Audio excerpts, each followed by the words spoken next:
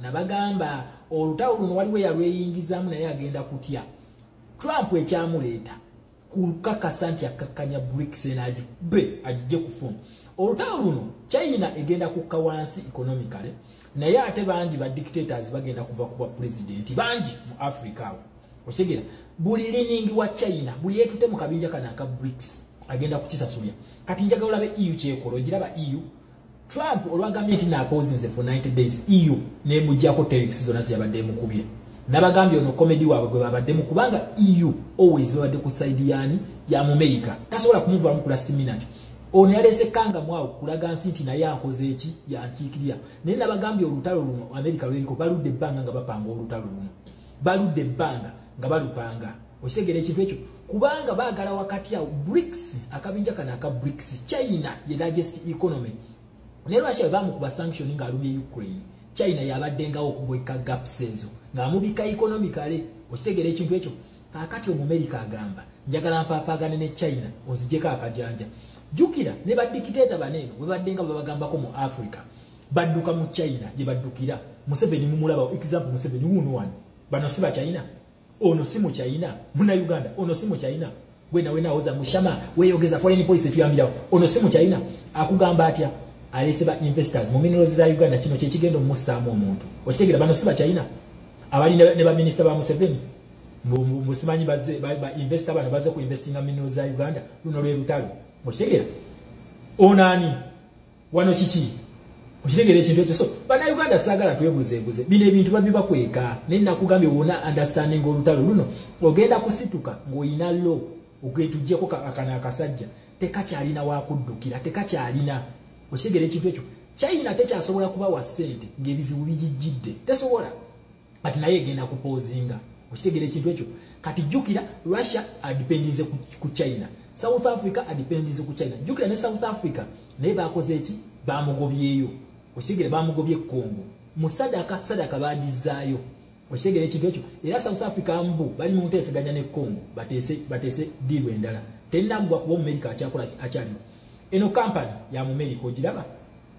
eno company ya America yezeemu okutandika bakugamba nti wadde ba M23 bakyaliyo neyo company etandise okukola ki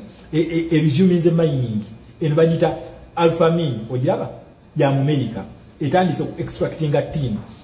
yon mu Uganda alikasese twina tin ne tungsten nakugambye bana Uganda tuli balangira mu luno olutalo tebadda mu kutiisa bana Uganda tuli bagagga aba MP obusente bwebabyete muri tuli bagagga ate kye mwina okumanya omutwe ekyenyanja kivunda kutandikira ku mutwe so kakati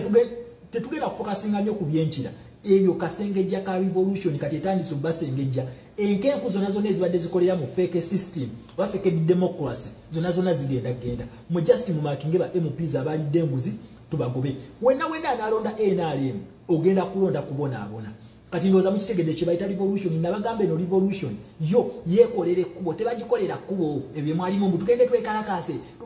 wekalakasa biki kano kasengejja yo egenda kwesengejjeza enkenku zonna eziteeke ebbali kati gwe munansi sirowooza nti oli musiru nnyo okuzaayo ba MP ba NRM n'aba people power abalidde awo ngenda okulabira amagezi gammwe wegali okitegeera ekintu ekyo wengenda okugalabira ntegere nti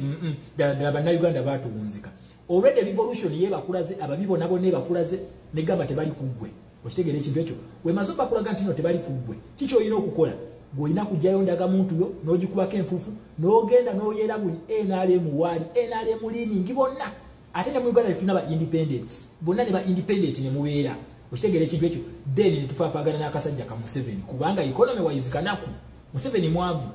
ne gwabadde yeesiguliddeko mu China ne bamuttamu omuntu okitegeera ekintu ekyo kugambye ttiini ono mu Uganda mwali mu Uganda tulina ttiini ne tungsten bisangibwawa Kasese gyebiri era esaawa eno kampani Eframin eya America etandise okukola ki oku extracting ebintu bino naye njagala ojjukire nti bamwetaaga ne mu Uganda bamwetaaga okitegeera ekintu ekyo so gundi tannaddayo Masadi tannaddayo kyeka alina okusinkana His Excellency Kyagulanyi next president yamugambe naye gwe story kikyali gwe lwaki kana akasajja mukalwisiza nnyo kajjako katika Museveni kawulira kafa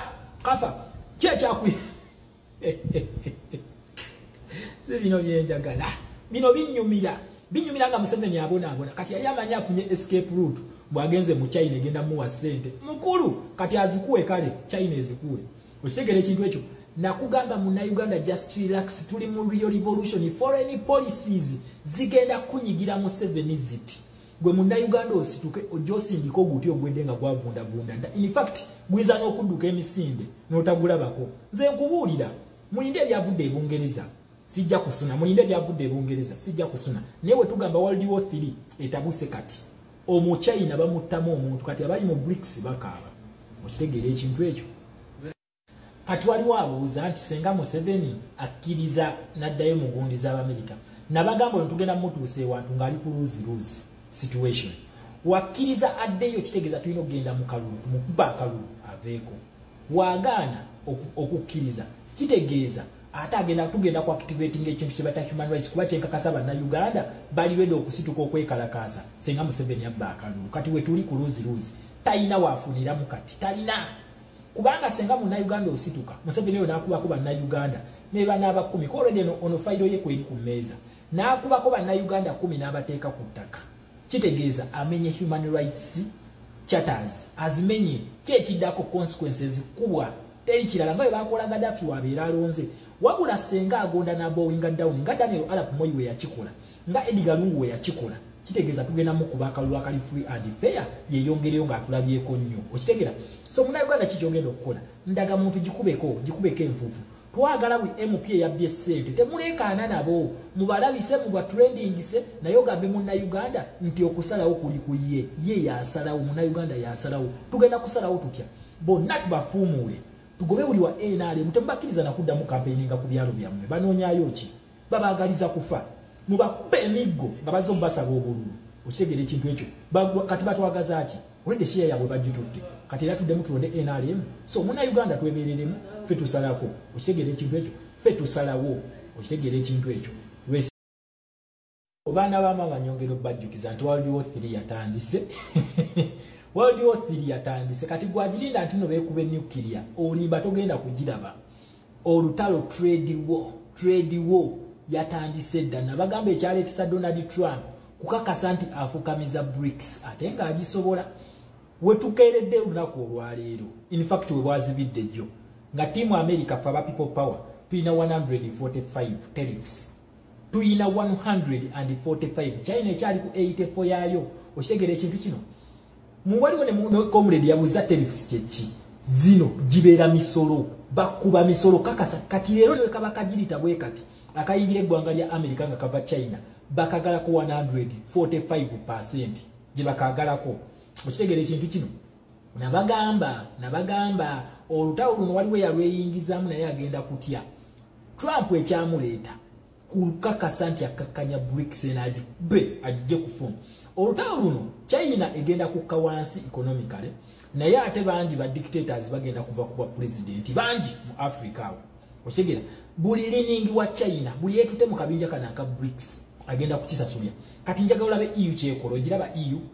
Trump olwagambye nti napozinze for 90 days EU nemujjako tariffs zonna ziyabadde mukubye nabagambye ono comedy waabwe gwe babadde mu kubanga EU always babadde ku side yani ya America tasobola kumuva mu last minute ono yalese kanga mwawo kulaga nti naye akoze eki yankiikirira naye nabagambye olutalo luno America lweriko baludde ebbanga nga bapanga olutalo luno baludde ebbanga nga balupanga okitegeera ekintu ekyo kubanga baagala wakati ya BRICS akabinja kana aka BRICS China ye largest economy ne Russia bamukuba sanction nga alumye Ukraine China yabaddengawo okubweka gaps ezo nga mubika economically okitegeera ekintu ekyo kakati America agamba njagala mpaapagane ne China ozijeko akajanja jukira ne badikiteta baneno we baddenga babagambako mu Africa badduka mu China gye baddukira Museveni mumulaba example Museveni wuno wano bano siba China ono si mu China muna Uganda ono si mu China wena oza mushama weyogeza foreign policy tuyambira ono si mu China akugamba atya alese ba investors mu minerals za Uganda kino kye kigendo musaamu omuntu okitegeera bano siba China abali ne ba minister ba Museveni musimanyi ba investor bano baze ku investing in minerals za Uganda luno lwe lutalo okitegeera onani wano chichi Okitegera ekintu ekyo. So bana Uganda sagala twebuzeebuze bino ebintu babiba kweka nenna kugambye wona understanding olutalo luno ogenda kusituka ng'oyina lo ogenda tujjeko akana akasajja